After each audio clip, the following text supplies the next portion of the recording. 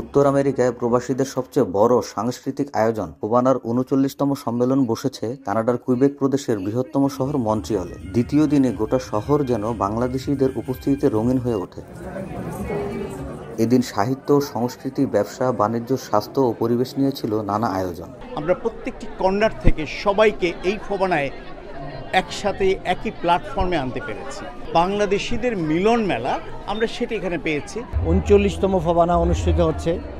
অসাধারণ একটা উদ্বোধনী অনুষ্ঠান করলো তারা। ফোবানা এর আগেও আমি আসছিলাম, কিন্তু এবারে ফোবানাটা বেশি জমকালো। প্রচুর মানুষের সমাগম, বাঙালির মিলন মেলা, প্রচুর দোকান। আমাদের দেশীয় কালচার, দেশীয় কৃষ্টি এবং দেশীয় খাবার যেগুলি কিনা সবসময় সচরাচর পাওয়া যায় না। আলহামদুলিল্লাহ ভালোই সাড়া পাচ্ছি।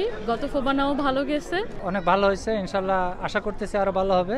বাংলাদেশ থেকে আসা শিল্পীদের পাশাপাশি উত্তর আমেরিকায় বেড়ে ওঠা শিল্পীরাও প্রদর্শনী ও পারফরমেন্সে অংশ নিয়েছেন। তাদের সঙ্গীত ও নৃত্য পরিবেশনা মুগ্ধ করে সবাইকে। বিদেশের মাটিতে দেশের কালচারকে তুলে ধরি, আমরা দেশের মানুষের সাথে নিজে কানেক্ট করি।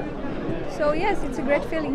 1987 সালে ওয়াশিংটনের ছোট অডিটোরিয়ামে যাত্রা শুরু হয়েছিল ফোবানা। আজ 39 বছরে এটি পরিণত হয়েছে প্রবাসীদের সবচেয়ে বড় সাংস্কৃতিক আসরে। ফোবানা শুধু বিনোদনের উপলক্ষ নয়, বরং প্রবাসী বাংলাদেশিদের মধ্যে ব্যবসায়িক ও সাংস্কৃতিক সেতুবন্ধন তৈরির একটি গুরুত্বপূর্ণ মাধ্যম।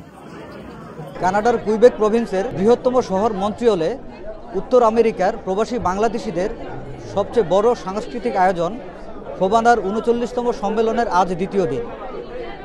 শুধু বিনোদন নয়, শিক্ষা, সংস্কৃতি আর ঐতিহ্যের ধারক হয়ে উঠেছে ফোবানা। বিদেশের মাটিতেও বাংলাদেশকে ধরে রাখা, নতুন প্রজন্মের কাছে বাংলাদেশকে পৌঁছে দেয় এর মূল উদ্দেশ্য। আবু হানিফ শুভ, সময় সংবাদ, মন্ট্রিয়ল, কানাডা।